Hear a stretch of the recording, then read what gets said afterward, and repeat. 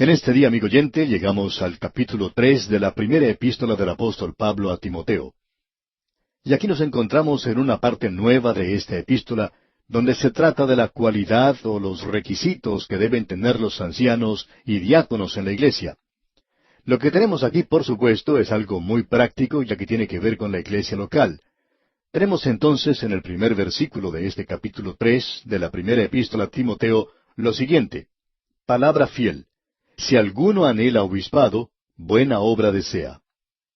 Ahora, esta palabra obispado que se utiliza en este versículo ha sido mal interpretada y también ha sido interpretada de manera diferente por grupos diferentes. Aquellos que creen en una forma de gobierno episcopal en la iglesia ponen mucho énfasis en esta palabra. La palabra obispo indica en realidad un sobreveedor, un supervisor, un inspector o un superintendente. Esa es otra palabra por la cual se puede indicar este cargo. En la iglesia primitiva, el pastor era llamado por varios nombres. Era llamado un presbítero o anciano. También se le llamaba pastor. También se le llamaba obispo o sobreveedor. Y por supuesto tenemos que decir que también se utilizaba la palabra ministro como título para esta persona. De paso, digamos que a él nunca se le llamó reverendo. Y creemos que ningún predicador debe ser llamado reverendo. Reverendo quiere decir en realidad terrible, y quizá eso puede aplicarse a algunos de nosotros, pero quiere indicar aquello que incita al terror, y es un nombre que solo se utiliza en cuanto a Dios. Pero estas son diferentes palabras que se utilizan aquí. Personalmente creemos que anciano y obispo son la misma persona. Debemos decir que la iglesia episcopal está en total desacuerdo con esto, o aquellas iglesias que tienen ese tipo de gobierno. Creemos que el título de anciano viene de la palabra griega presbúteros. Es la palabra que se aplica a la persona. Es decir, que este hombre tiene que ser un creyente ya maduro. Y veremos que eso era algo muy importante. Y luego tenemos el término obispo, que viene de la palabra griega episcopos, que se refiere al cargo que ocupa. De modo que tenemos aquí la palabra anciano y también la palabra obispo. Y creemos que esta palabra se puede aplicar a la misma persona. De todos modos, un obispo nunca en la iglesia primitiva tenía autoridad sobre los demás obispos o los demás ancianos. Y este hombre tampoco tenía ninguna autoridad sobre las iglesias. Uno no encuentra eso en la palabra de Dios. Aún el apóstol Pablo, quien fundó esas iglesias, nunca habló en cuanto a sí mismo como si fuera el obispo de tal o cual iglesia, o alguien que estaba gobernando la iglesia de alguna manera. Entonces encontramos que el ministro, como lo llamamos en el día de hoy en la iglesia, es aquella persona que está allí para servir. Ahora, este nombre de ministro es un nombre mal utilizado porque esta palabra se puede aplicar a cada uno de los miembros de la iglesia.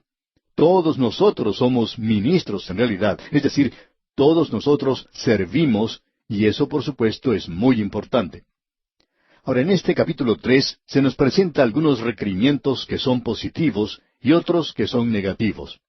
Veamos aquí en el versículo 2 lo que se nos menciona como requerimientos positivos. Pero antes de entrar en esto, permítanos hacer un cambio o dos en este último versículo, que en realidad es el primer versículo del capítulo 3. Comienza diciendo, palabra fiel. Esto indica que lo que aquí se dice puede soportar la prueba del tiempo, que uno puede depender de esto, puede confiar en esto. Luego continúa diciendo en este mismo versículo 1, si alguno anhela obispado. Y creemos que hubiera sido mejor traducir esto como buscar. Si alguno busca obispado. Esa palabra presenta el pensamiento de que puede existir la acción de buscar ese cargo. Y creemos que alguno que tenga las cualidades necesarias debería buscar ese cargo. Es decir, que debería desear un lugar donde pudiera utilizar el don que el Espíritu de Dios le ha dado. Y si el Espíritu de Dios no le ha dado a él ese don, y si el Espíritu no le está guiando, entonces eso llegaría a ser una tragedia para la persona que buscara ocupar el cargo de obispo. Por lo que aquí vemos, esto no indica que había solo uno en la iglesia, sino que había varios en ese lugar. Ahora dice aquí en este mismo versículo 1, buena obra desea. Este es un lugar donde él puede servir en la iglesia. Veamos ahora los requerimientos, las calificaciones positivas.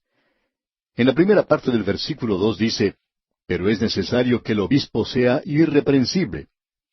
Ahora, esta palabra irreprensible puede ser malentendida. Uno siempre va a ser acusado de algo si ocupa algún cargo en la iglesia. Usted puede descubrir muy pronto que va a ser acusado de esto o aquello. Pero lo importante aquí es que se presenta la idea de que si se le hace a alguien alguna acusación, ésta no resultará cierta. Eso es lo de importancia aquí.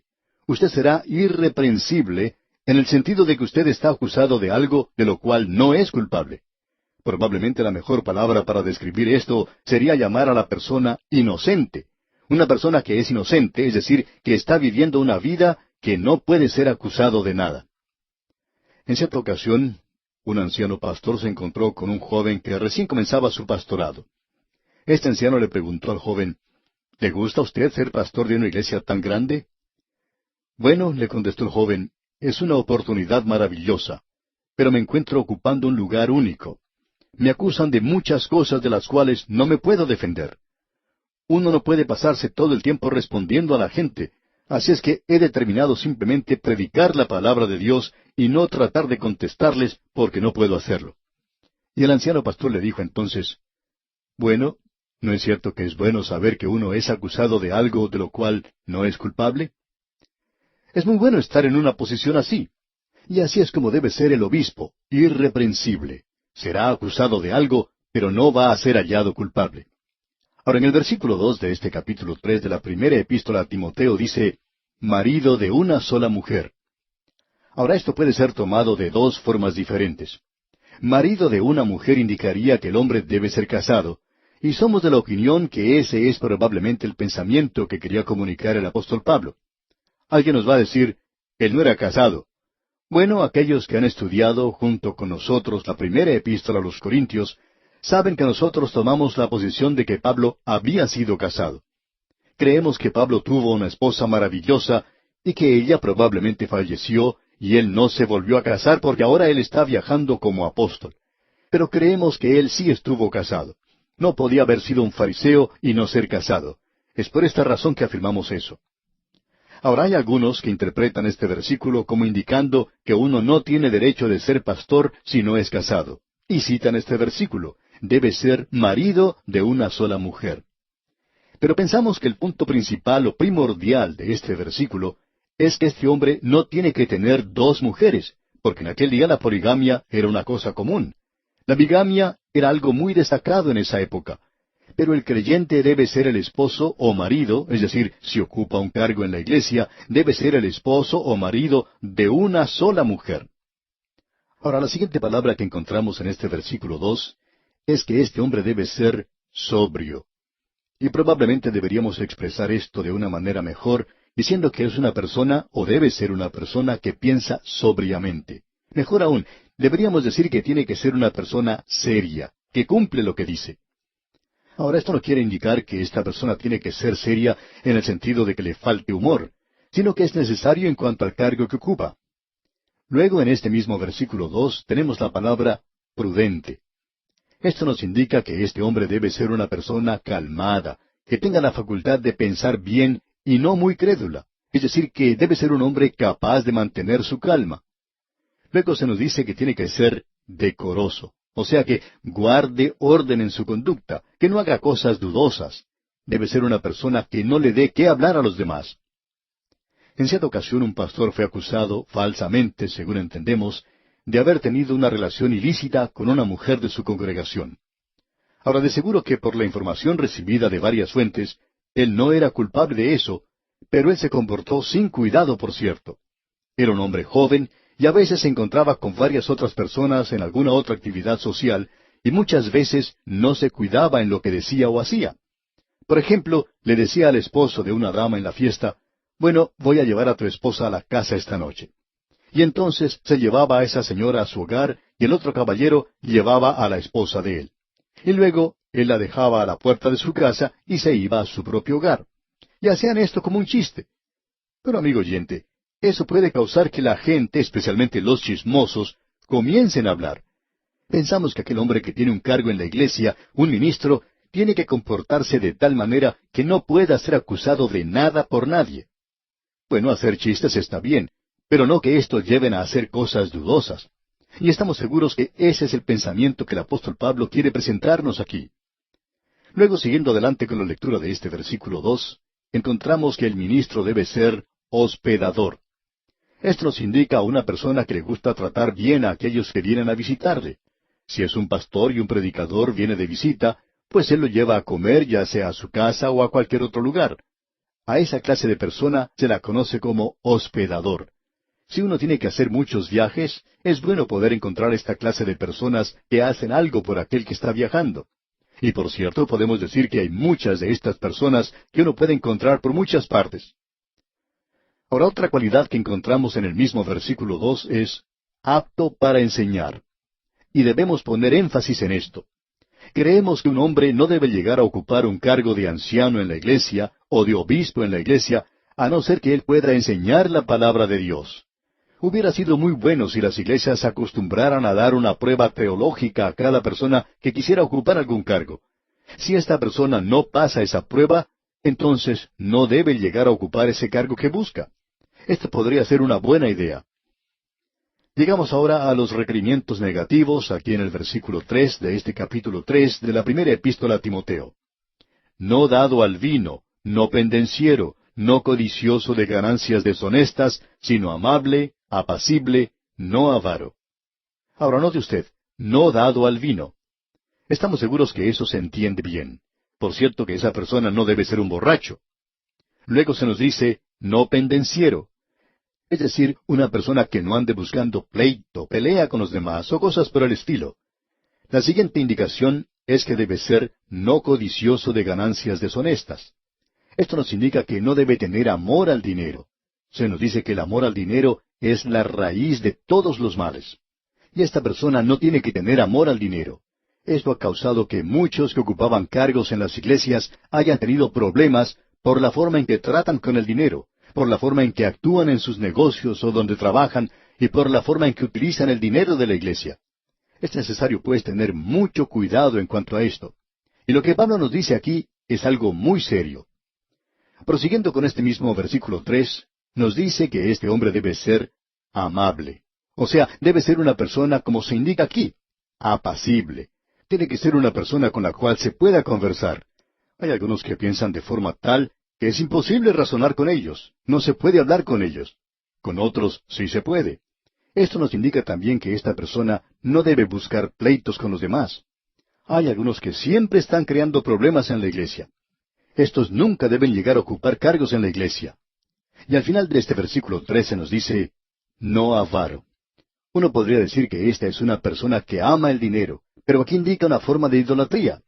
Esto no es solo el amor al dinero, sino que es en realidad el rendirle adoración y poner la riqueza antes que cualquier otra cosa.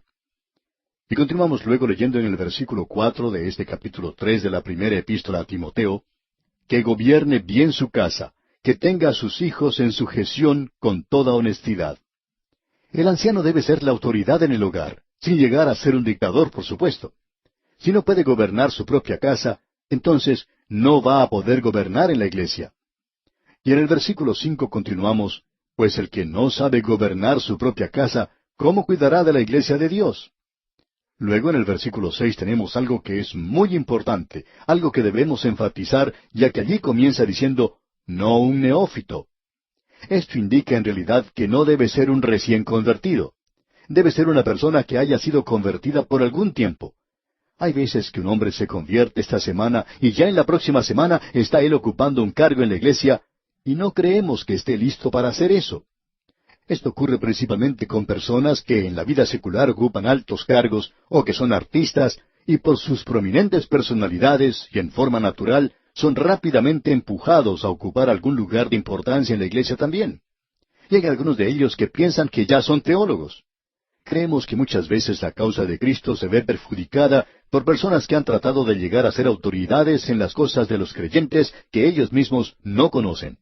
Creemos que es algo bueno si quieren dar su testimonio, pero cuando esta gente comienza a decirle a aquellos que ya han sido creyentes por mucho tiempo, por muchos años, y quieren corregirles en cuanto a esta doctrina y aquella otra, entonces decimos que están perjudicando la causa de Cristo.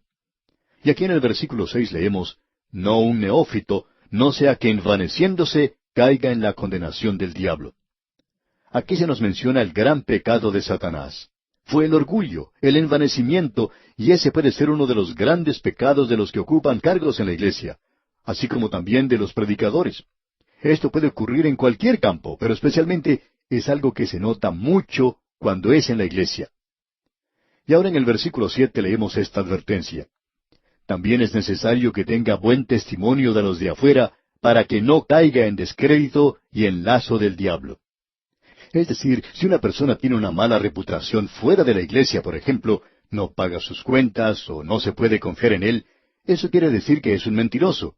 Entonces, ese hombre es un candidato no a ocupar un cargo en la iglesia, sino que es un candidato del diablo, y es mejor que él represente al diablo que representar la causa de Cristo. Llegamos ahora a los diáconos, y tenemos algunos de los requerimientos para ellos. En la primera parte del versículo 8 se nos dice, los diáconos asimismo deben ser honestos, sin doblez. No tienen que ser personas de dos caras. Eso puede ser algo muy peligroso. Una persona que trata de complacer a todo el mundo o que no tiene el coraje, el valor de mantener su posición. Existe cierto balance muy delicado entre el ser una persona debilucha y un dictador. Pero alguien que ocupa un cargo en la iglesia debe ser algo entre esos dos. Luego se nos dice en la segunda parte de este versículo 8, no dados a mucho vino, no codiciosos de ganancias deshonestas. Y no vamos a tratar de explicar esto porque debemos tomarlo tal cual está aquí. Creemos que la Biblia enseña moderación, sobriedad. Creemos que esto es algo importante. No creemos que la Biblia enseñe una abstinencia total, porque usted debe recordar que en aquella época no había muchas medicinas y el vino era un remedio. Puede ser un remedio si se usa de esa manera hoy. Y después de todo, ¿no es cierto que un 50% de la medicina o de los remedios que uno toma hoy tienen su base en el alcohol? En cierta ciudad se encontró que una mujer que era la presidenta de un grupo que auspiciaba la abstinencia de las bebidas alcohólicas, falleció y luego se comprobó que había fallecido de una enfermedad al hígado. Y la gente no podía creer esto porque había sido causada por el alcohol. Se descubrió que esta mujer había tomado cierto tónico por muchos años que contenía 70% de alcohol. Esta persona estaba enseñando que era bueno abstenerse totalmente, pero por cierto que ella no estaba siguiendo lo que enseñaba. Ella estaba tomando un remedio que decía le ayudaba y que contenía un 70% de alcohol. Así es que el alcohol puede ser usado en cierta medida como remedio, pero creemos que cuando se usa como bebida, entonces comienzan los problemas. Debe ser usado solo como medicina, es decir, por prescripción médica. Y Pablo le va a decir esto a Timoteo más adelante. Usa un poco de vino por causa de tu estómago. Probablemente Timoteo tenía algunos problemas con el estómago. Quizás siendo un joven pastor tenía muchos problemas con los diáconos, y eso, amigo oyente, le puede dar a cualquier pastor úlceras, quizá más rápido que cualquier otra cosa. Bien, amigo oyente, vamos a detenernos aquí por hoy. Dios mediante, continuaremos nuestro estudio de este capítulo 3 de la primera epístola del apóstol Pablo a Timoteo en nuestro próximo programa. Amigo oyente, en este día regresamos al capítulo 3 de la primera epístola del apóstol Pablo a Timoteo, y aquí estamos observando algo de lo que podría llamarse el gobierno de la iglesia, los oficiales de la iglesia. En nuestro programa anterior vimos los requerimientos para los ancianos o los obispos de la iglesia. Vamos a observar ahora las mismas cualidades para los diáconos en la iglesia. Y nuevamente debemos decir que la palabra que se utiliza como diácono es como la palabra que se traduce como ministro o siervo. Pablo y Apolos eran llamados diáconos. Vemos que el Señor Jesucristo es llamado ministro o siervo allá en Mateo capítulo 20, versículo 28. Los que ocupan cargos en el gobierno son llamados también ministros. Eso también puede ser traducido como servidor, y lo encontramos allá en la epístola a los Romanos capítulo 13, versículo 4.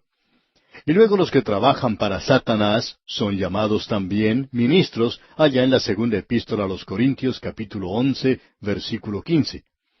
Ahora usted puede apreciar que este es un término o un nombre general que se utiliza para un siervo o un trabajador. Lo interesante de notar aquí es que pensamos que el lugar donde comenzó el uso de esa palabra o cargo de diácono es en el capítulo 6 del libro de los Hechos de los Apóstoles, y allí ni siquiera se usa esta palabra diácono o una palabra explicándolo. Pero estamos seguros, y pensamos que tenemos base bíblica para esto, estamos seguros que estos eran los diáconos que fueron nombrados en la iglesia. Ahora un diácono, aun cuando tiene que ver con las cosas materiales de la iglesia, no indica que esta persona no tenga que ser una persona espiritual. El problema que hay en el día de hoy es que muy a menudo colocamos a un hombre en un cargo en la iglesia solo porque tiene ciertos requerimientos o cualidades en cuanto a lo físico. Pero este hombre no tiene ninguna cualidad espiritual. Es decir, que este hombre ha obtenido éxito en el mundo de los negocios, sabe cómo llevar a cabo sus negocios, y pensamos que porque este hombre puede hacer esto, que él va a llegar a ser un buen diácono. Desafortunadamente, hay aquellos que llegan a ocupar cargos en una iglesia basándose en cosas como estas. Una de las cosas que hemos tratado de enfatizar en esta primera epístola a Timoteo, y que queremos volver a mencionar, es el hecho de que la iglesia es una organización local y tiene que manifestarse a sí misma en la comunidad. Debe tener un edificio, que es un lugar que debe tener electricidad y luz y calefacción y muchas cosas que no parecen muy románticas, o que tampoco parecen ser muy religiosas. Pero lo importante es las cualidades espirituales de esa iglesia local, que tiene un ministerio espiritual y que estos hombres allí ocupan cargos de liderazgo. Y nosotros opinamos que en el día de hoy esas cualidades espirituales deben ser consideradas primero. Alguien ha dicho lo siguiente: cuando una iglesia deja de mantener contacto con otro mundo, no tiene ya contacto con este aquí abajo. Y estamos de acuerdo con eso. La iglesia no puede comenzar a hacer lo material sino hasta cuando haya puesto énfasis en lo espiritual. Hasta cuando haga eso, no puede hacer lo que es práctico aquí. Y en esta primera epístola a Timoteo, capítulo 3, versículo 8, comienza a mencionarse las cualidades de los diáconos. Y allí leemos: los diáconos asimismo deben ser honestos, sin doblez, no dados a mucho vino, no codiciosos de ganancias deshonestas. Los diáconos deben ser personas que hablan sin doblez, personas que mantienen su calma, personas que no muestran una cara para cierta persona y otra para otra clase de persona. Tienen que ser hombres cuyas palabras quieran decir algo. También vemos aquí que se nos dice que no deben ser dados a mucho vino. Como hemos visto anteriormente, la Biblia enseña sobriedad, moderación, y no una abstinencia total. En aquellos días esto no llegaba a ser un problema. En el día de hoy sí que es un problema, y opinamos que la iglesia hoy debe enseñar una abstinencia total, en vista de que el alcohol se usa y abusa en el presente, y la única forma en que debe ser utilizado, por supuesto, es en el lugar de la medicina, como dijimos antes. Pensamos que no debe ser usado por el creyente como una bebida o algo refrescante. Luego dice, no codiciosos de ganancias deshonestas. Eso quiere decir el tener un amor por el dinero que nunca puede ser satisfecho. Y se hace la sugerencia aquí que aquellos hombres que manejan el dinero de la iglesia tienen que ser hombres honrados, hombres de integridad.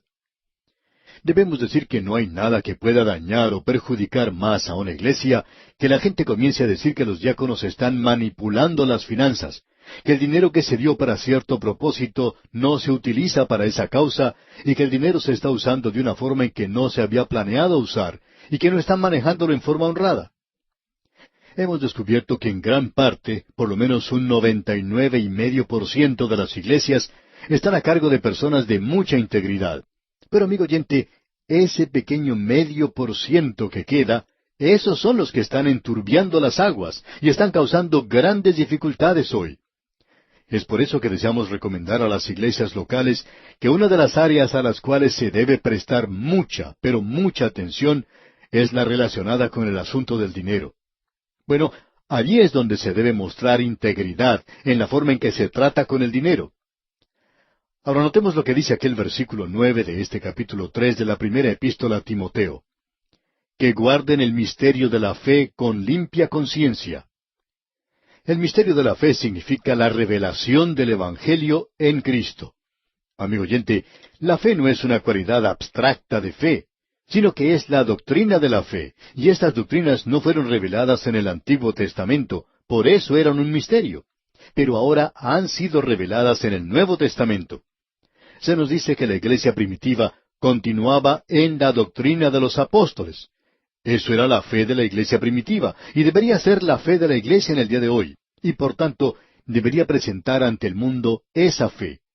Hay muchas personas que opinan que eso ya ha pasado de moda y que debería cambiarse. Hemos notado que ha habido cierto cambio en los 7 pecados capitales, como han sido llamados, y que han sido sometidos a cambios para hacerlos más modernos.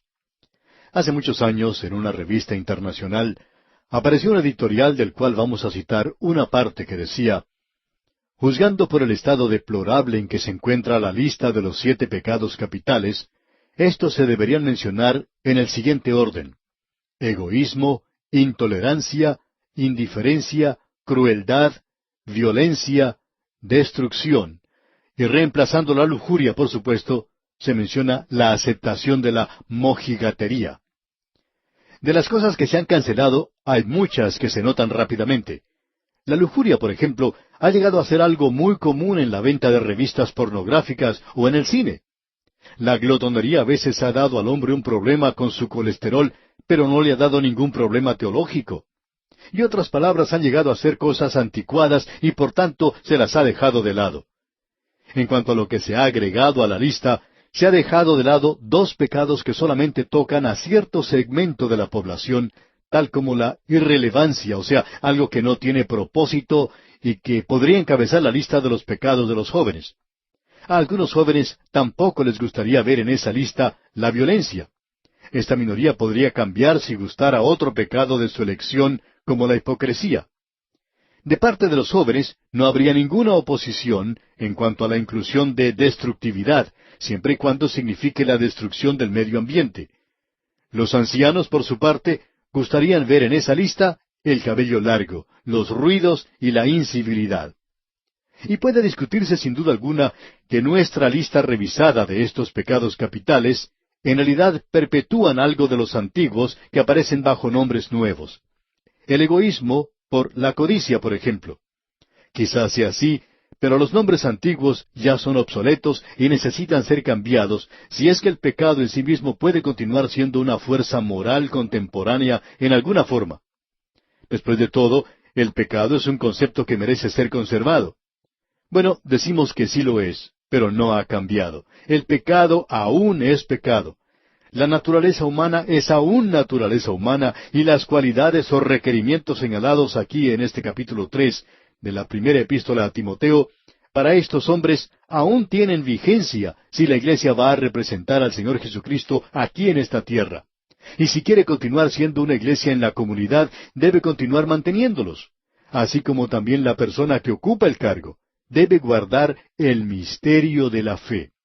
Esta es la doctrina del Nuevo Testamento, y ese pecado es pecado, y estos pecados tienen nombre y han sido llamados o identificados muy claramente aquí en la palabra de Dios.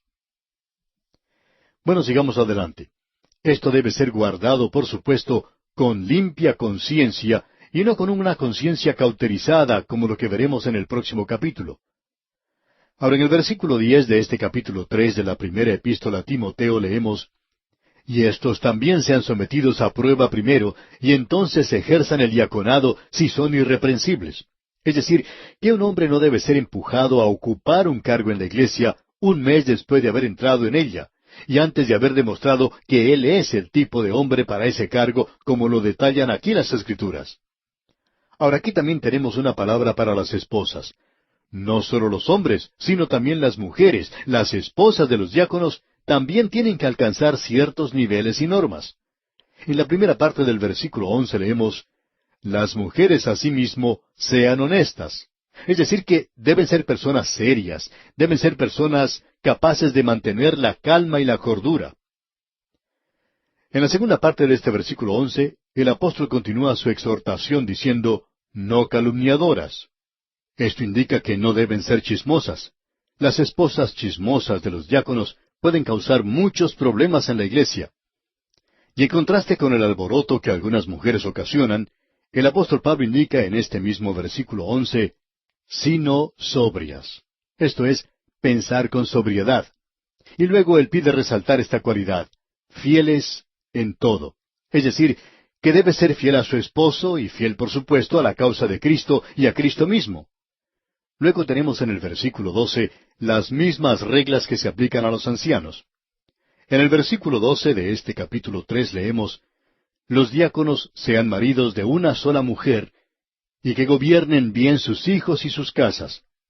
Tienen que tener ciertas cualidades personales, así como también familiares. Ahora en el versículo 13 leemos, porque los que ejerzan bien el diaconado ganan para sí un grado honroso y mucha confianza en la fe que es en Cristo Jesús. Un diácono que cumple bien con sus obligaciones llega a ser una persona en la cual se puede confiar. Tienen que ser personas que demuestren valor y confianza en su testimonio. Es decir, que primordialmente tienen un cargo espiritual, y esto es algo muy difícil de hacerles entender a los diáconos. En cierta ocasión se le pidió a un diácono que actuara como anciano en la iglesia, y él respondió, yo no creo que soy lo suficientemente espiritual para eso, o que conozco lo suficiente de la Biblia.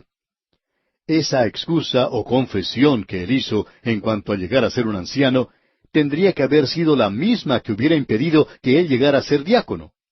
Pero aparentemente no es lo mismo, porque él era un hombre de mucho éxito en sus negocios, y una persona así no llega a ser un buen diácono, aun cuando sea un buen hombre en cuanto a los negocios. Alguien dijo, ¿cuándo un hombre de negocios deja de ser un hombre de negocios? Y la respuesta es, cuando ocupa un cargo en la iglesia. Y creemos que hay cierta verdad en esto. ¿Por qué? Debido a las cualidades espirituales que necesita. Los que no han llegado a ese nivel no deberían representar a la iglesia. Luego Pablo dice en el versículo 14 de este capítulo 3, de su primera epístola a Timoteo, esto te escribo, aunque tengo la esperanza de ir pronto a verte. Pablo se encontraba en la prisión y esperaba salir de ese lugar. Y si estuviera fuera de la cárcel sería después de su primera temporada en la prisión, y él esperaba ir a ver a Timoteo. Pablo se encontraba en Macedonia y Timoteo en Éfeso. Ahora el versículo 15 dice, para que si tardo, sepas cómo debes conducirte en la casa de Dios, que es la iglesia del Dios viviente, columna y baluarte de la verdad. Este versículo es muy importante. Presentamos este versículo como la clave para la epístola. Pensamos que esta epístola sería como un libro de orden y conducta en la iglesia, para la iglesia local, en la ausencia del apóstol Pablo. Él dice que ha escrito esto a Timoteo para que sepas cómo debes conducirte. Y luego dice, en la casa de Dios, que es la iglesia del Dios viviente, la iglesia que es la iglesia, columna y baluarte de la verdad. Esta es una expresión muy interesante la que tenemos aquí, columna y baluarte de la verdad. Esta palabra columna quiere decir apoyo, sostén, puntal de la iglesia. Y esta palabra columna indica aquello que sirve de cimiento. Podríamos traducirlo aquí como la idea básica que la iglesia es la columna. En otras palabras, el cimiento que sirve de apoyo y sostén de la verdad. Es decir, que si los obreros o ancianos o diáconos no representan la verdad, entonces la iglesia no tiene ningún cimiento, no tiene ningún sostén, no puede mantener o guardar la verdad de Dios. No importa cuánto hablen ellos en cuanto a esto de que guardan la verdad. En una iglesia había un hombre que era diácono y que siempre cargaba la Biblia más grande que se podía ver impreso. Cuando él caminaba inclinado a causa del peso de esa Biblia, pero este hombre era una persona en quien no se podía tener confianza. Había ciertas dudas en cuanto a su integridad, y él causó mucho daño en esa iglesia. Él causó tanto daño a la iglesia que llegó a tener mala fama. De modo que Pablo está indicando aquí que él quiere que Timoteo sepa cómo actuar, cómo comportarse y conducirse en la iglesia. No solo en cuanto a comportamiento, sino que él habla de cómo debe ser la vida de uno, para que cuando esté fuera de la iglesia, uno demuestre que es parte del sostén, del apoyo de la iglesia, y esto es muy importante. Luego en el versículo 16 de este capítulo 3 de la primera epístola a Timoteo, dice el apóstol Pablo, e indiscutiblemente grande es el misterio de la piedad. Dios fue manifestado en carne, justificado en el Espíritu, visto de los ángeles, predicado a los gentiles, creído en el mundo, recibido arriba en gloria. Este fue probablemente uno de los primeros credos de la iglesia. Algunos opinan que fue uno de los cánticos de la iglesia primitiva. Ahora aquí se nos dice indiscutiblemente, y esa palabra se menciona aquí y es una palabra muy interesante. Indiscutiblemente quiere decir obviamente, conocidamente. Y notemos lo que sigue diciendo. Grande es el misterio de la piedad. Eso es lo que Dios va a traer a este mundo en el cual vivimos. Él va a quitar el pecado y va a traer aquí hombres piadosos y mujeres piadosas. Ahora Dios fue manifestado en carne.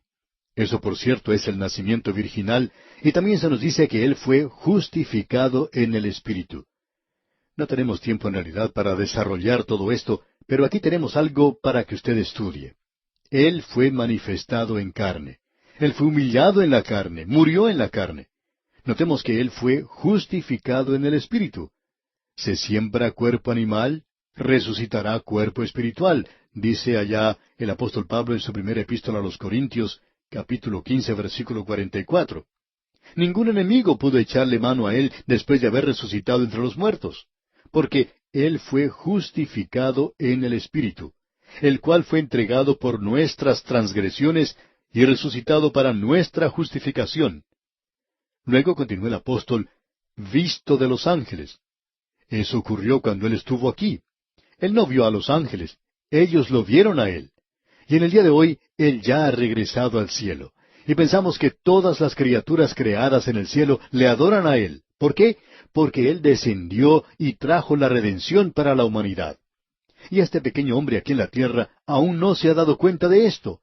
Pero esto va a ser el cántico de la eternidad, el cántico de redención.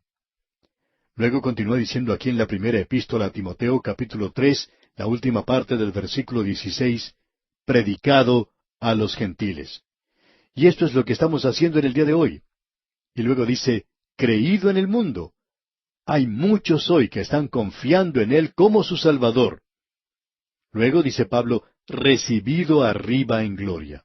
Y hoy Él se encuentra a la diestra de Dios, amigo oyente. En este mismo instante, Él se encuentra en ese lugar. ¿Ha tenido usted, amigo oyente, algo que decirle a Él en el día de hoy? ¿Ha hablado usted con Él? ¿Le ha dicho a usted que le ama? ¿Le ha dado gracias a Él por algo que Él ha hecho? ¡Cuán maravilloso es Él, amigo oyente! Y aquí nos detenemos por hoy. Volveremos Dios mediante en nuestro próximo programa para estudiar el capítulo 4 de esta primera epístola del apóstol Pablo a Timoteo. En consecuencia, le sugerimos leer todo este capítulo 4 para estar así mejor informado de lo que trataremos en nuestro próximo estudio. Antes de entrar en nuestro estudio del capítulo 4 de la primera epístola a Timoteo, quisiéramos dirigir nuestra atención a la palabra con la cual comienza el versículo 1 de este capítulo, o sea, la palabra pero. Ahora este es un contraste a lo que se ha dicho antes en el capítulo 3, cuando se hablaba del credo de la iglesia primitiva que encontramos en el versículo 16 del capítulo 3, que leemos a continuación. E indiscutiblemente grande es el misterio de la piedad. Dios fue manifestado en carne, justificado en el Espíritu, visto de los ángeles, predicado a los gentiles, creído en el mundo, recibido arriba en gloria. Y luego el capítulo 4 comienza diciendo, pero el Espíritu dice, y este es un contraste a lo dicho anteriormente. En el versículo 16 del capítulo 3 tenemos ese gran credo de la Iglesia, sobre el cual tuvimos que pasar bastante rápido en nuestro programa anterior, y al cual quisiéramos regresar para recalcar algunas cosas. Allí dice, Dios fue manifestado en carne, justificado en el Espíritu. Tenemos aquí, según creemos, la enseñanza del apóstol Pablo en cuanto al nacimiento virginal de nuestro Señor Jesucristo. También nos habla de la existencia de Jesucristo antes de su encarnación y que era espiritual, por supuesto. Ahora, en su carta a los Filipenses, capítulo 2, versículo 6, el apóstol Pablo nos dice, el cual siendo en forma de Dios, o sea que el Señor Jesucristo era en forma de Dios. Allá en Hebreos capítulo 1, versículo 3 leemos, el cual siendo el resplandor de su gloria y la imagen misma de su sustancia, y que Dios es Espíritu. El Señor Jesucristo mismo dijo eso allá en el capítulo 4 del Evangelio según San Juan, versículo 24, que Dios es Espíritu. De esta condición como Dios, no habiendo sido visto por ojos humanos, Él vino a manifestarse para poder ser visto en la carne. Él vino como hombre y entró a las condiciones humanas. Y bajo esas condiciones humanas, los atributos de su personalidad, esencialmente espiritual, estaban veladas. Ese es el pensamiento que nos da a entender Juan cuando él dice en su Evangelio, y aquel Verbo fue hecho carne, es decir, nació carne y habitó entre nosotros. Nació carne, él fue hecho carne y tomó su lugar entre nosotros. El pensamiento que tenemos aquí es que él fue cubierto con carne humana. Así como Dios no era visible en el tabernáculo, él entonces habitó entre nosotros en carne humana. Y ahora que Él es un ser humano, entonces Él es como nosotros, y nosotros podemos saber algo en cuanto a Dios. Pero bajo esas condiciones humanas, los atributos de su ser esencial estaban velados. A los hombres no les pareció que Él era lo que Él era en realidad. Ellos no le reconocieron como lo que Él era. Aquel que en el principio era Dios, y estaba con Dios, y era Dios mismo. Todas las cosas por Él fueron hechas. Él vino a este mundo como un bebé que no podía hacer nada por sí mismo, y Él era la imagen del Dios invisible, uno con Dios, y Él tenía todo el poder en el cielo y en la tierra, pero aquí en esta tierra Él tomó para sí forma humana. Y como resultado de esto, Él fue tratado como impostor, como usurpador, blasfemador. Él fue odiado, fue perseguido, fue asesinado. Él era pobre, fue tentado, fue probado. Él podía derramar lágrimas. Él fue un varón de dolores. Y en todo esto, Él no fue justificado en la carne, como podemos apreciar. Él salió de la esfera de su ser espiritual y bajó a esta tierra. Y estando aquí abajo, Él tomó un lugar humilde. Pero ahora, como dice aquí, Él fue manifestado en carne. Así es como le vio el mundo, pero justificado en el Espíritu. Hubo oportunidades cuando su gloria resplandeció aquí.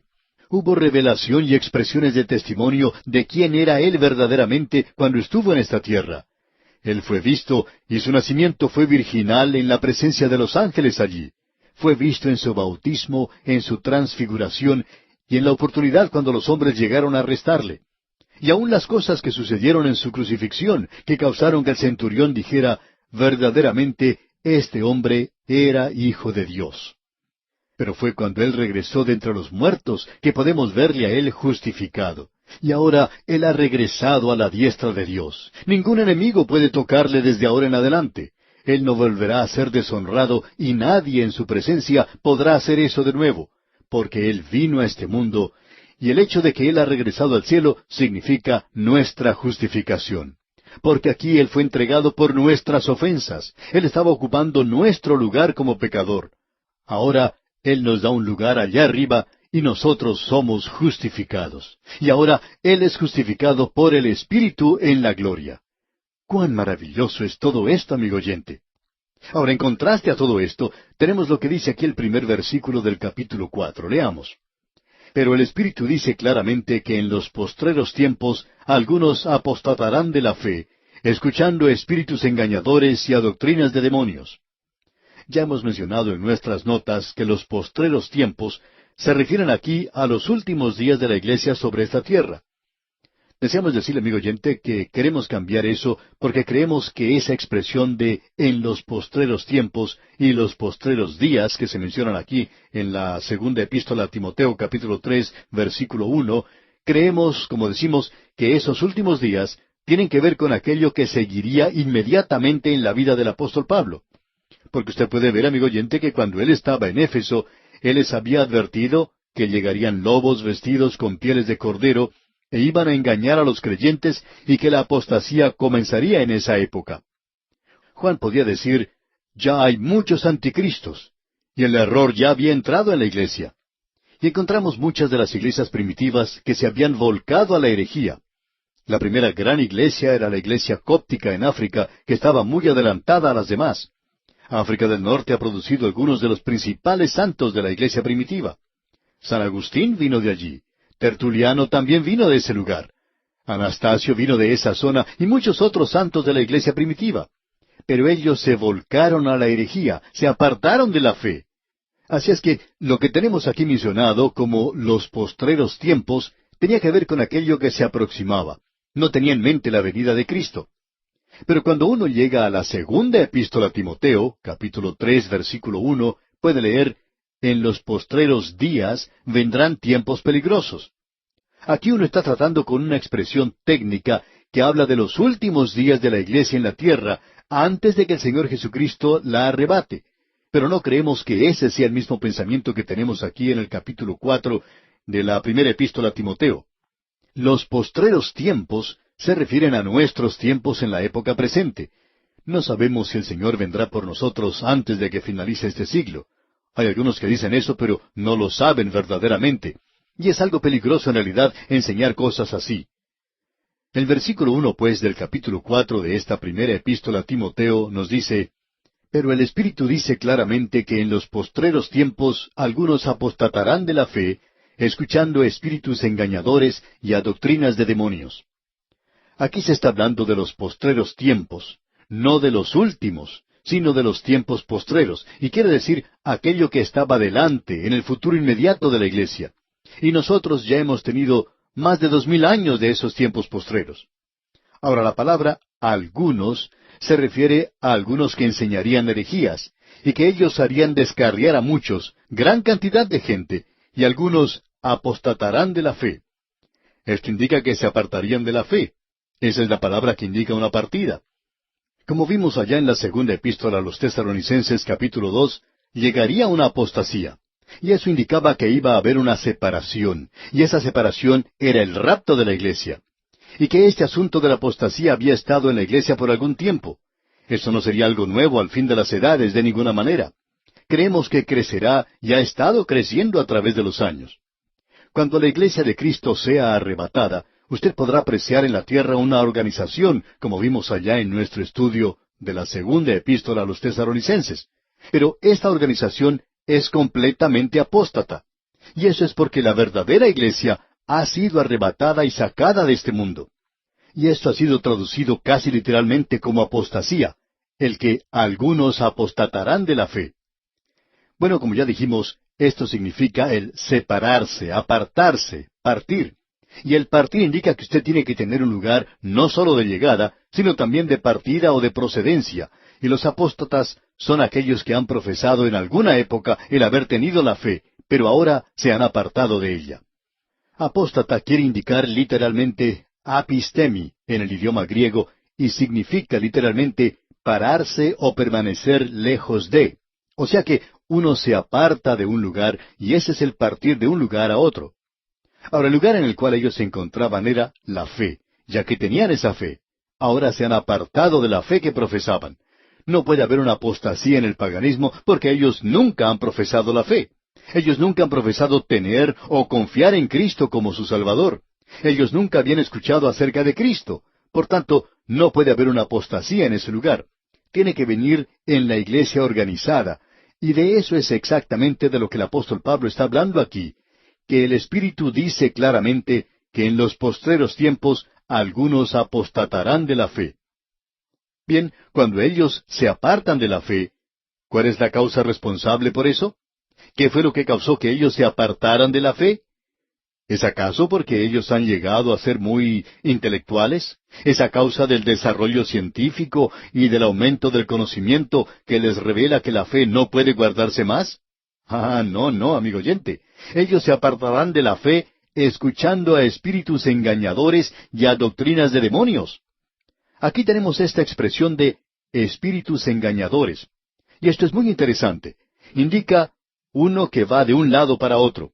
Proviene de la palabra vagabundo o engañador o alguien que seduce. Y en realidad, Satanás es todo eso. Así es que ellos escucharán a espíritus engañadores. Es decir, estos son espíritus satánicos y doctrinas de demonios. Prestarán atención a esas cosas. Ahora existe una grave separación en el día de hoy, y una de las cosas que ha alarmado a mucha gente es esta, que en esta edad materialista existe cierto regreso al mundo de los espíritus, y se le da mucho énfasis a eso. Nos dice hoy la palabra de Dios: probad los espíritus si son de Dios, porque muchos falsos profetas han salido por el mundo. La verdadera prueba de esto es ese credo que mencionamos anteriormente. Dios fue manifestado en carne, justificado en el Espíritu. En el día de hoy, el único camino de salvación es por medio de la muerte de Cristo, Y esa es la forma en que usted puede probar estas doctrinas de demonios en el presente. Hay algunos hoy que se han apartado. Estos son creyentes, por lo menos ellos dicen que lo son, y nosotros no podemos comprender por qué ellos se han pasado a ese otro lado, digamos, poniendo tanto énfasis en los demonios. Es así que hay mucha gente en el presente que está interesada en cuanto a este tema. Leen todo lo que se publica en cuanto a esto, y creemos que estamos viendo una verdadera manifestación de esto aquí. En cierta ocasión una señora contaba, preocupada, que donde ella vivía, algunos creyentes se estaban metiendo demasiado en este asunto y dedicaban mucho tiempo hablando de esto. Bueno, amigo oyente, permítanos decirle que lo mejor que usted y yo podemos hacer es evitar vernos involucrados en este tipo de situaciones. Hay algunas personas que se dedican a expulsar demonios. Bueno, mantengamos nuestra distancia de esto porque ya se nos ha advertido en cuanto a estas doctrinas de demonios. Debemos mantenernos apartados de eso y debemos probar a todos por medio de su reconocimiento del hecho de que el Señor Jesucristo es divino, de que Él es Dios manifestado en la carne y que hoy somos justificados por medio de la redención que Él trajo, que Él logró para nosotros en la cruz del Calvario. Ahora lo que ellos hacen se menciona en la primera parte del versículo 2 donde dice, por la hipocresía de mentirosos. Pretenden ser muy piadosos y muy religiosos. Uno llega a tener cierta sospecha de personas que toman una posición demasiado piadosa, tratando de ser super santos, que ellos tienen algo verdaderamente especial. Amigo oyente, si usted tiene la verdad, esta hará que usted sea una persona humilde, porque una de las cosas que usted descubrirá es lo poco que usted sabe verdaderamente. Pensábamos en una época lo poco que conocíamos en cuanto a la Biblia. Pero ahora, amigo oyente, hemos llegado al punto donde nos hemos dado cuenta de lo ignorantes que verdaderamente éramos. Nos consideramos realmente atrevidos al tratar de enseñar la Biblia cuando nos damos cuenta de lo poco que realmente sabemos de ella. Pero, amigo oyente, al mirar a nuestro alrededor, podemos ver a aquellos que no saben prácticamente nada en cuanto a la palabra de Dios, y hoy ellos se consideran una autoridad en este campo. Ahora en el versículo 2 leemos, por la hipocresía de mentirosos, que teniendo cauterizada la conciencia. Ahora usted recuerda que lo que debe caracterizar a la iglesia visible era la fe, el amor y una buena conciencia, es decir, personas con corazones tiernos. Amigo oyente, hay muchas de estas personas que se han pasado al otro lado, pues están hablando demasiado hoy en cuanto a sexo en la iglesia.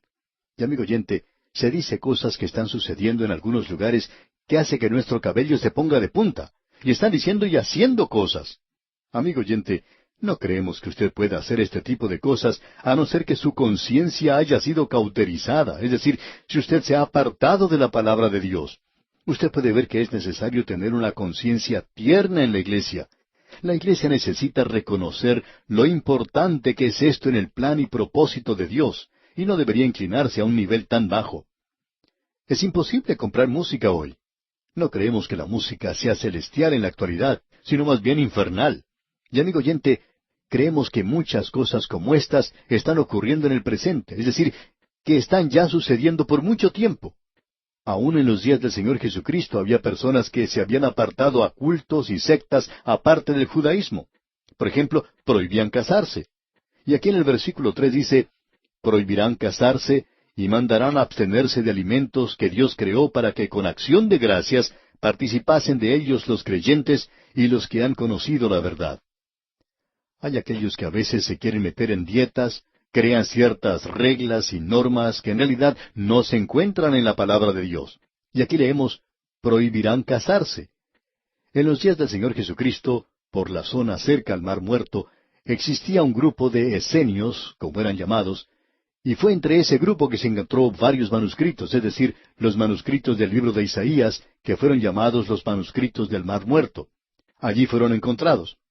Esta gente se encontraba en esos lugares aún en los días del Señor Jesucristo.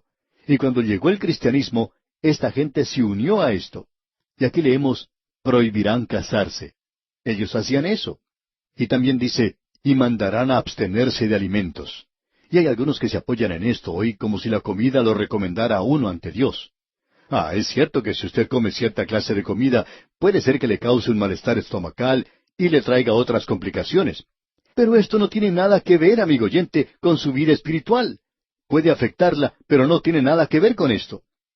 Ahora, en los versículos 4 y 5 de este capítulo 4 de la primera epístola a Timoteo leemos, porque todo lo que Dios creó es bueno, y nada es de desecharse si se toma con acción de gracias, porque por la palabra de Dios y por la oración es santificado.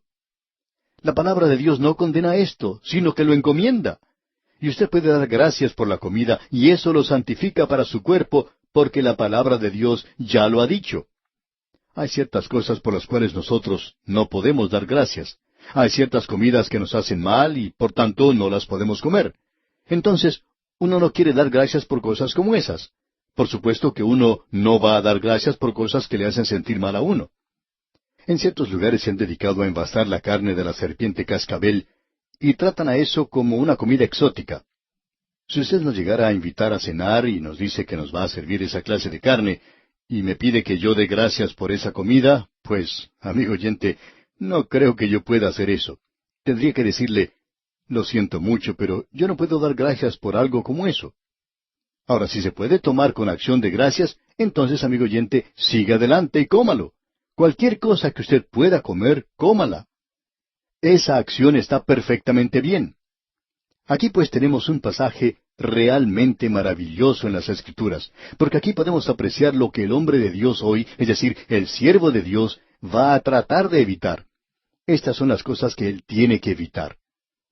Ahora, en el versículo 6 de este capítulo 4 de la primera epístola a Timoteo leemos, si esto enseñas a los hermanos, serás buen ministro de Jesucristo, nutrido con las palabras de la fe y de la buena doctrina que has seguido.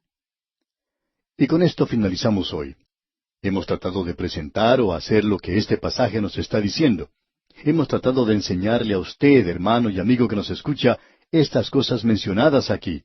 Y hacemos esto porque queremos ser buenos siervos, buenos ministros del Señor Jesucristo. Queremos enseñar la palabra de Dios para que pueda alimentarle y edificarle en la fe, para que pueda ser establecido en algo en lo cual usted pueda mantenerse firme, no solo en este mundo, sino para estar ante Él algún día.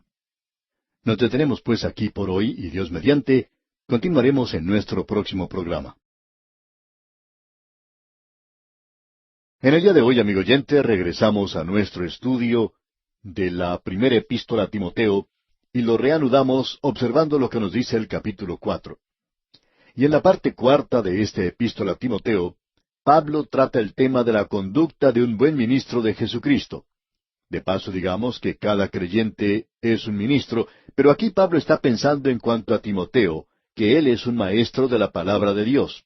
Creemos que es un don que algunos tienen y otros no. Otras personas tienen otros dones. Algunos tienen el don de pastor, es decir, que pueden tratar con la gente de una forma personal e individual. Pero todos los creyentes son ministros, ya hemos visto esto anteriormente. Entonces, conviene preguntarnos cómo puede el creyente edificarse a sí mismo. Hay muchos pastores que tienen la preocupación de cómo vamos a crecer en la palabra de Dios. Y el apóstol Pablo se va a referir a esto un poco más adelante. Pero él nos está aclarando aquí que la forma en que nosotros nos edificamos es no saliéndonos por una tangente en este asunto de las dietas, que se puede comer esto o que no se debe comer aquello, que debemos adoptar un programa estético, como si eso nos diera una posición especial ante Dios. Entonces, ¿cómo vamos a ser edificados? Bueno, nuestra dieta es, según el versículo 6, nutrido con las palabras de la fe y de la buena doctrina que has seguido. Aquí él le dice a Timoteo que él debe lograr eso. Algunas personas opinan que existía cierto peligro para Timoteo en el lugar donde él se encontraba, en la ciudad de Éfeso, donde había tantas religiones, donde la obra de Satanás era tan obvia, que podía existir el peligro de que ese joven predicador se apartara por algún camino desviado. Bueno, no creemos que eso sea así. Creemos que el apóstol Pablo, de una manera muy clara, dice que Timoteo ha logrado esto, que él ha seguido las palabras de la fe y de la buena doctrina. Eso es lo que tú debes pasar a los demás para que ellos también sean advertidos contra estas cosas, le dice el apóstol. Y él continúa indicando que eso es lo que él debe advertir a los demás, no solo de la apostasía y de los falsos maestros, enseñando las palabras de fe él mismo, sino que tiene que rechazar lo que se menciona ahora a continuación en el versículo 7. Desecha las fábulas profanas y de viejas. Ejercítate para la piedad. Él tiene que ejercitarse para la piedad en esta vida, y él tiene que sellar o rechazar las fábulas profanas y las cosas de viejas. De seguro que usted, como muchos de nosotros, ha tenido la oportunidad de visitar alguna vez a una señora anciana que quiere que uno coma cierta cosa porque dice ella que le va a hacer bien. Esto se trata, estamos seguros especialmente con los niños, diciendo que los va a hacer crecer fuertes y sanos.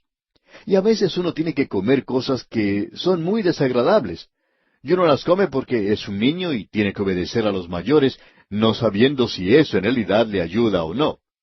Bueno, es en cuanto a estas cosas que el apóstol Pablo está presentando esta advertencia. El autor de estos estudios bíblicos, el doctor J. Vernon McGee, contaba que cuando el médico descubrió que él tenía cáncer, la gente le envió a él como 100 libros tratando de diferentes clases de dietas, de las cosas que él debía comer para librarse del cáncer. Una de las cosas interesantes que notó es que si él seguía una de las dietas, esto contradecía otra de las dietas. Un libro decía, coma muchas uvas, y el otro decía, no toque las uvas. Un libro decía, coma miel, y el otro decía, no toque la miel. Y así, mientras un libro decía algo, el otro contradecía lo que el primero decía. Así es que él decidió no prestar mucha atención a eso, porque él estaba escuchando más al gran médico divino, y él sintió que Dios podía hacerse cargo de su situación. Y es a estas cosas que el apóstol Pablo hace referencia. Hay tantas personas que le dan más énfasis a esto que a la palabra de Dios. Los ministros no deben enfatizar esto. Nosotros, después de todo, debemos presentar la palabra de Dios. Ahora, en el versículo 8 tenemos una declaración que es bastante interesante. Dice el apóstol, porque el ejercicio corporal para poco es provechoso, pero la piedad para todo aprovecha, pues tiene promesa de esta vida presente y de la venidera. Hay aquellas personas que creen que el apóstol Pablo aquí está menoscabando, digamos, el ejercicio físico.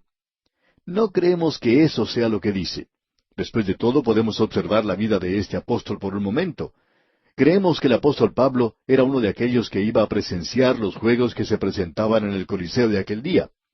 Pablo pasó varios años en Éfeso, unos 3 años, y cuando él se encontraba allí, él podía ir al gran Coliseo de la ciudad donde se llevaban a cabo los Juegos Olímpicos de su época. En ese lugar se llevaba a cabo carreras de atletismo y toda clase de deportes. Allí podían ir unas 100,000 personas, y el apóstol Pablo usa el ejemplo de una carrera de aquel día y lo compara a la vida del creyente, al andar del creyente, indicando que la vida cristiana es en realidad una carrera en sí misma. Pues bien, el apóstol Pablo sabía mucho en cuanto a esto. Creemos que él hacía ejercicios. Luego, alguien pregunta, ¿y pueden ustedes estar seguros de eso? Sí, amigo oyente, y lo podemos explicar de la siguiente manera. Cuando usted contempla las ruinas en las cuales se encuentra la ciudad de Sardis, y contempla la parte que se ha excavado del camino romano en ese lugar, y dirige su mirada al este, el apóstol Pablo caminó por ese lugar, y también puede dirigir su vista hacia el oeste. Al observar esto, usted puede imaginarse que el apóstol Pablo recorrió ese camino más de 2000 años atrás, predicando el Evangelio de Cristo, y él no lo recorrió en ómnibus o en automóvil. Él tampoco viajó a caballo o siquiera en un burriquito. Pablo caminaba por ese lugar, y hacía falta que la persona fuese bastante fuerte para recorrer las distancias que Pablo recorrió a través del Imperio Romano. Cuando él no se encontraba viajando por barco, él pasaba la mayoría del tiempo caminando. Ese era su método. Quizá no corría mucho, pero creemos que el apóstol Pablo caminó bastante, y eso es algo que se recomienda mucho hoy para mantenerse saludable. Así es que Pablo hace referencia a estos ejercicios atléticos aquí. Y los ejercicios físicos son muy populares en cualquier país. Grandes ciudades tienen estadios y coliseos donde se lleva a cabo grandes espectáculos. Muchos creyentes dan más énfasis a esto que a las cosas de Dios hoy. Hay algunos miembros de las iglesias que pasan más tiempo durante la época del verano en los estadios y en los gimnasios que en los cultos de oración. Y todo lo que el apóstol Pablo está diciendo aquí es que esto no está mal. Lo que él está diciendo es que hay que observar las cosas desde la perspectiva correcta. Dice, porque el ejercicio corporal para poco es provechoso, pero la piedad para todo aprovecha. Ahora, ¿cuál es la diferencia entre estas dos cosas en cuanto a importancia se refiere? Bueno, el ejercicio físico, el ejercicio del cuerpo, le ayuda a usted solamente en esta vida, porque más adelante usted va a recibir un cuerpo nuevo y entonces no habrá necesidad de ejercitarse. Pero la piedad, y esto, amigo oyente, nos indica algo. Escuche lo que Pablo está diciendo aquí. La piedad para todo aprovecha. Hay quienes dicen que el creyente puede regresar a Dios en términos o normas fáciles. Bueno, eso es cierto. Él puede hacer eso. Él puede regresar a Dios. También debemos decir que el creyente puede pecar. Pero, amigo oyente, una vida piadosa no solo tiene sus beneficios aquí en la tierra, sino que tendrá beneficios en la eternidad. Tenemos el ejemplo del hijo pródigo, quien perdió mucho cuando se fue a un lugar apartado de su hogar. Y cualquier creyente hoy que está viviendo una vida descuidada y no está viviendo una vida piadosa, descubrirá que aún en la eternidad él tendrá que pagar por haber actuado de esa manera. Ahora el apóstol Pablo dice que si uno hace ejercicios corporales, bueno, eso está bien. Creemos que Pablo lo hizo, como hemos mencionado. Pero él dice, un momento, amigo oyente, ¿qué me dice en cuanto a la piedad? ¿Está demostrando usted el mismo interés en cuanto a la piedad como el que demuestra en cuanto al ejercicio físico, en cuanto a los hechos o sucesos deportivos? Y usted debe recordar que lo físico termina cuando se nos acaba esta vida, pero la piedad continúa en la vida siguiente. Es muy importante que veamos esto. Luego el apóstol Pablo le da mucho énfasis a lo que dice aquí en el versículo 9. Leamos. Palabra fiel es esta y digna de ser recibida por todos. Es decir, que él dice que aquí tenemos algo en lo cual podemos poner nuestra confianza total. Uno podía confiar en esto en la época de Éfeso, en el primer siglo, como puede hacerlo ahora, en el siglo XXI, y podrá confiar también en el siglo XXII, si es que llegamos a esa época. Ahora, en el versículo 10 de este capítulo 4 de la primera epístola a Timoteo dice, que por esto mismo trabajamos y sufrimos oprobios, porque esperamos en el Dios viviente, que es el Salvador de todos los hombres, mayormente de los que creen. Nuevamente tenemos algo importante aquí. En primer lugar tenemos lo siguiente, que si usted se mantiene firme por Cristo, esto le va a costar algo. No hay ninguna duda en cuanto a eso.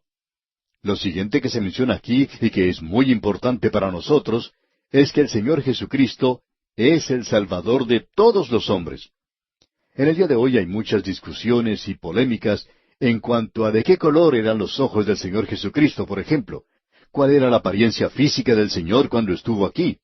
¿Era rubio o era moreno? Cierto hombre en una ocasión le dijo a su pastor, ¿sabe una cosa? He visto un cuadro terrible. Pintaron a Cristo negro. Y el pastor le respondió, bueno, ¿y por qué no? Él es el Salvador de todos los hombres. Amigo oyente, lo importante es el comprender no de qué color era su piel o el color de su cabello, ni si era alto o bajo o cuánto pesaba. Eso no es lo importante, y la Escritura nunca me informa en cuanto a esto. Aunque él fue un hombre, nunca se nos dice nada en cuanto a su descripción física. Sin embargo, amigo oyente, la Biblia nos informa que Él es el Salvador de todos los hombres. Y no importa quién sea usted, Él puede ser su Salvador. Él es el único Salvador. Pero ¿qué dice al final del versículo? De los que creen. Usted puede volverse a Él si quiere hacerlo. Estamos seguros que usted ha podido observar muchos buses recorriendo las calles y avenidas de la ciudad. Y si usted quisiera, pudiera subir en cualquiera de ellos, paga su pasaje y puede subir. Sin embargo, no toda la gente está haciendo eso. Y lo mismo podemos decir en cuanto al Señor Jesucristo. Cristo es el Salvador de todos los hombres, mayormente de los que creen. Usted, amigo oyente, tiene que creer para poder subir a ese bus. Y eso es lo importante de ver de nuestra parte. Ahora leemos en el versículo 11, esto manda y enseña. Y luego el versículo 12 dice, ninguno tenga en poco tu juventud. Habría aquellos en la iglesia que dirían, bueno, él es un jovencito solamente, no sabe mucho todavía. Y quizá fuera así, pero ninguno tenga en poco tu juventud, sino sé ejemplo de los creyentes. Ahora, ¿cómo puede uno evitar que los demás lo critiquen o digan que uno es demasiado joven? Bueno, no se porte como un joven insensato. Debemos decir las cosas claramente. Un joven estudiante de un seminario, preparándose para el pastorado, decía que a él siempre le daba temor hablar en la congregación cuando veía una persona de edad que le estaba escuchando. Un anciano pastor que le escuchó hablar así, le dijo que no se preocupara por eso, y citó este versículo de las Escrituras que tenemos ante nosotros aquí en la primera epístola a Timoteo, capítulo 4, versículo 12. Y él enfatizó que uno tiene que ser un buen ejemplo para los creyentes. Eso es lo importante. No es la edad lo que es importante, sino si uno es ejemplo de los creyentes. ¿De qué manera? En palabra, conducta, amor, espíritu, fe y pureza. En el día de hoy quizá tengamos lo que se llama una nueva moralidad. La Biblia también tiene una nueva moralidad, y aquí la tenemos ante nosotros. Y amigo oyente, en la época en que vivimos nosotros, esto que estamos diciendo puede ser algo completamente nuevo para muchas personas. Y queremos decir esto porque sabemos que hay muchos jóvenes que nos están escuchando. Aquí tenemos la norma de Dios. Tenemos que ser ejemplo hoy en palabra, en nuestra conversación, en nuestra conducta, en nuestro amor, en nuestro espíritu, en fe y en pureza. Luego en el versículo 13 dice el apóstol, entre tanto que voy, ocúpate en la lectura, la exhortación y la enseñanza. Llegamos aquí a algo un poco diferente en esta sección. En primer lugar, él le dice a este joven predicador, aparentemente Timoteo era un hombre joven, creemos que tendría unos 30 años. Pablo le dice que el ministro debe leer las Escrituras públicamente. ¿Con qué propósito? Para consolar y para enseñar. Dice el apóstol, entre tanto que voy, ocúpate en la lectura, o sea, lee la palabra de Dios, en la exhortación y la enseñanza. Esto es algo importante de comprender de nuestra parte hoy. La palabra de Dios se debe leer. Y creemos que la iglesia no está cumpliendo con su función principal hasta cuando llega a hacer que la gente lea la palabra de Dios. Eso es de suma importancia. Esto se puede aplicar personalmente a Timoteo. ¿Qué debe hacer el ministro hoy? ¿Cómo va a crecer el ministro? Bueno, él va a crecer por medio de la lectura y mediante la exhortación y la enseñanza. Amigo oyente, un ministro que crece también hace crecer a la iglesia, y eso es importante de notar. Una de las mejores cosas que se dijo en cuanto a Dwight Moody, aquel gran evangelista, fue dicho por uno de sus vecinos. Este hombre dijo, cada vez que el señor Moody regresa a su hogar, uno se da cuenta de cuánto él ha crecido espiritualmente. Y amigo oyente, ¿qué puede usted decir de usted mismo? ¿Ha avanzado usted un poco más del lugar donde se encontraba el año pasado? ¿Está usted creciendo en gracia y en el conocimiento de Cristo? La única forma de llegar a hacerlo es leyendo las Escrituras, leyendo la palabra de Dios, las grandes verdades que se encuentran en la palabra de Dios. Luego Pablo en el versículo 14 le dice a Timoteo, no descuides el don que hay en ti. El Espíritu de Dios le da a cada creyente un don. Y este hombre tenía un don como lo tienen todos los creyentes. Ese don, dice Pablo, al continuar en este versículo 14, que te fue dado mediante profecía. Aparentemente Pablo había predicho esto. Él había dicho lo que este joven haría, y se hizo con la imposición de las manos del presbiterio. Y aquí se está haciendo referencia a los oficiales de la iglesia. Debemos aclarar que la imposición de las manos nunca comunica nada, y debemos comprender eso.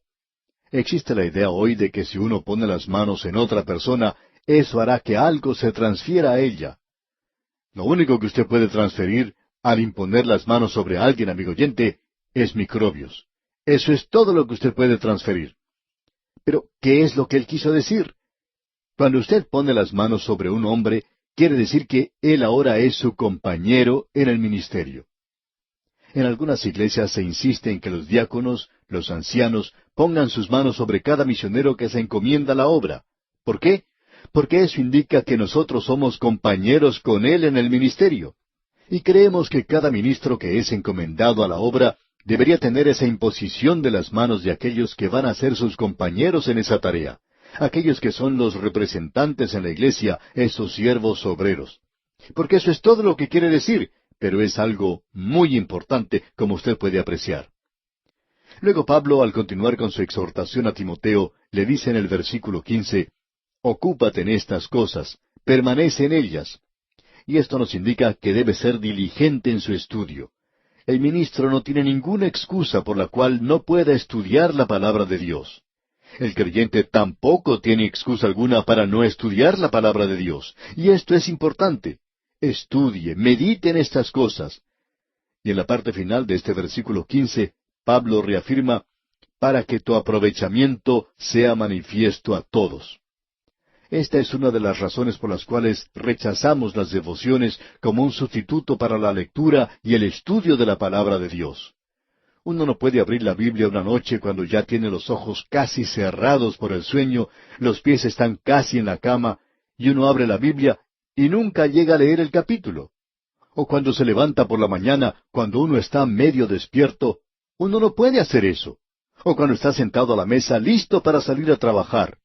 Amigo oyente, usted no puede estudiar matemáticas o ciencia o geometría de esa manera. Y la palabra de Dios es digna de toda la atención que usted pueda darle. Usted puede descubrir que nunca podemos dedicar tanto tiempo como merece tener la palabra de Dios. Esto es importante. Y el apóstol Pablo subraya a Timoteo los puntos en los cuales debe trabajar en la parte final de este versículo 15. Ocúpate en estas cosas, permanece en ellas, para que tu aprovechamiento sea manifiesto a todos. Una de las mejores cosas que usted puede decirle a su predicador es, usted está mejorando mucho en su predicación. Esto es lo mejor que uno sí puede decirle a él. Luego, al finalizar este capítulo 4, el apóstol Pablo le hace una recomendación más a Timoteo en el versículo 16. Ten cuidado de ti mismo y de la doctrina. Persiste en ello, pues haciendo esto te salvarás a ti mismo y a los que te oyeren. Permítanos decir, amigo oyente, sin intención de ofender a nadie, que Dios tenga misericordia con aquel ministro que no está predicando la palabra de Dios. A nuestro juicio, ese es un pecado terrible. Sería mejor si él fuese un criminal que el ser un hombre que se supone debe presentar la palabra de Dios y no lo está haciendo. Y eso es lo que el apóstol Pablo nos está diciendo aquí. Y eso es lo que corresponde a la iglesia en el día de hoy. Bien, amigo oyente, vamos a detenernos aquí por hoy. Dios mediante entraremos a estudiar el capítulo 5 de esta primera epístola a Timoteo en nuestro próximo programa.